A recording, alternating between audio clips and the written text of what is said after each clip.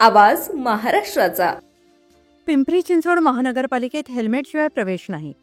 राज्याच्या upper police महासंचालकांनी राज्यात हेल्मेट सक्ती करण्याचे आदेश जारी केल्यानंतर पिंपरी चिंचवड महानगरपालिकेच्या सर्व कार्यालयांमध्ये हेल्मेट सक्ती करण्यात आली आहे।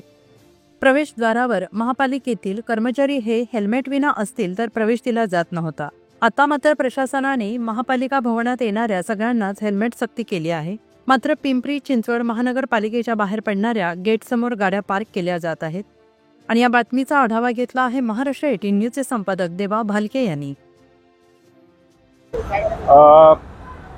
गेल्या आठवड्यामध्ये आयुक्त पिंपरी चिंचवड महानगरपालिका तसेच पोलीस आयुक्त यांनी हेल्मेट सक्ती बाबत जे आदेश काढले होते त्याबाबतची अंमलबजावणी गेल्या आठवड्यापासून पिंपरी चिंचवड महानगरपालिकेच्या आवारामध्ये चालू आहे।